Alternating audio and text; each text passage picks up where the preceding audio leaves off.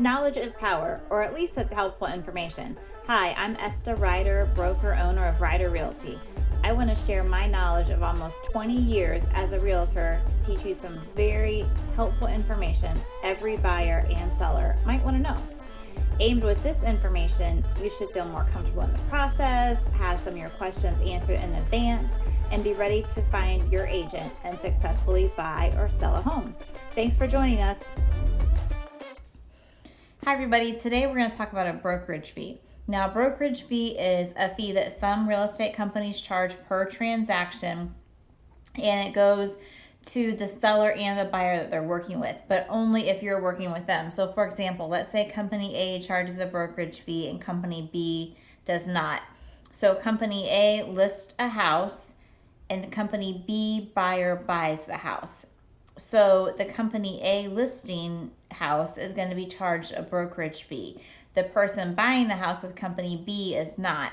Now that seller working with company A needs to buy a house. And so when they go buy a house with company A, they're going to be charged that fee again as the buyer because they use that company for a second time.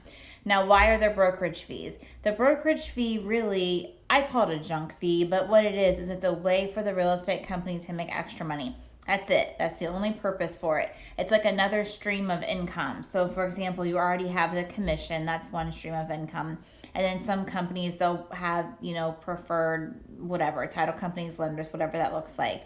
Well, that brokerage fee is an additional fee. And because it's becoming more and more common, and because people, I think, are probably more and more better at explaining it, we're seeing it more and more, and it's not really doing anything for the client. It's just there. And I see them in purchase contracts, and they're anywhere between $150 to like $500. I think $550 was the most expensive one that I saw.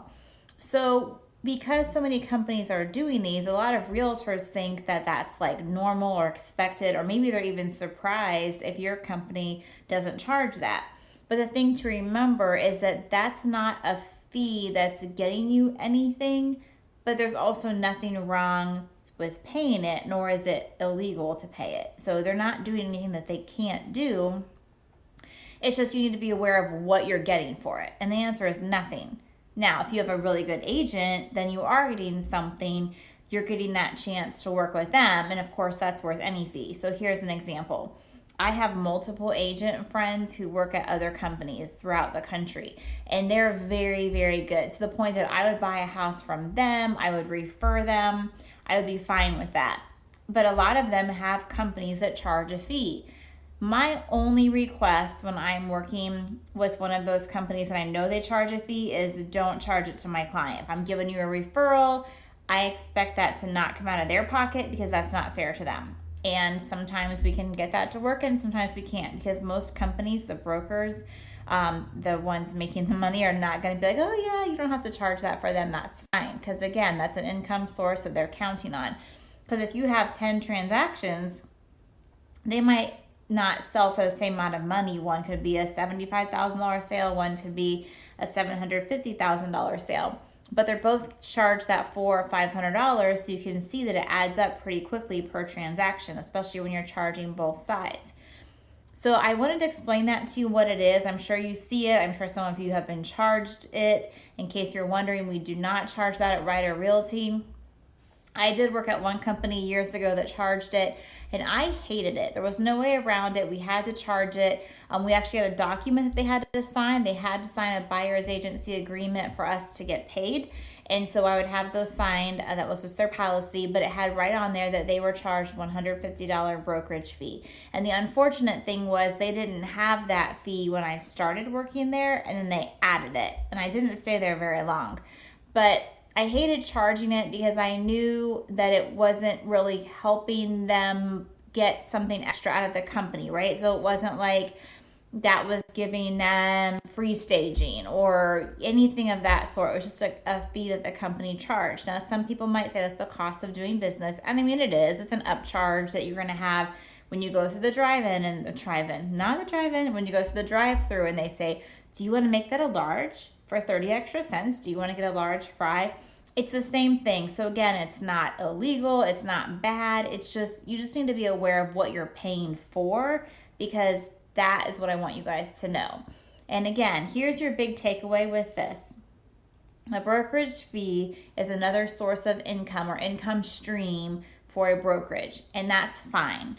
It's not something that we charge. I feel really strongly about that, but that's fine. That's a fee that many companies do charge.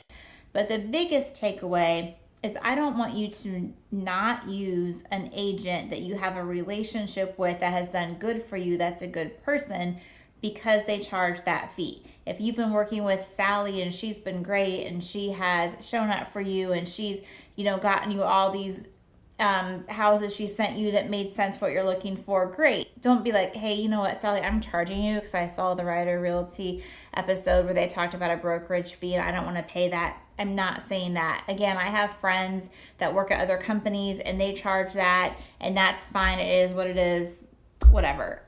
However, I would just say if you're starting out and you have to find a realtor and you don't have one yet, ask that question. So you might look online and they say you need to ask your realtor this, you need to ask your realtor that, you need to ask where they advertise, you need to ask if they put it online. I have not yet seen the question that says you need to ask your broker if they, or your realtor, if their brokerage charges a transaction fee, a brokerage fee. Those are some of the words you might hear it called. It's all the same thing. But that could be a question to ask because you need to know and be aware for what that's costing you. So for example, if you are, you have no money down, it's super tight, you're not sure how you're going to pay your closing costs, you're kind of freaking out a little bit about paying inspections, but you're moving forward and buying a house anyway, and your brokerage fee is $400, that's a big chunk of change, and you can put it in your closing costs. I think that can be done.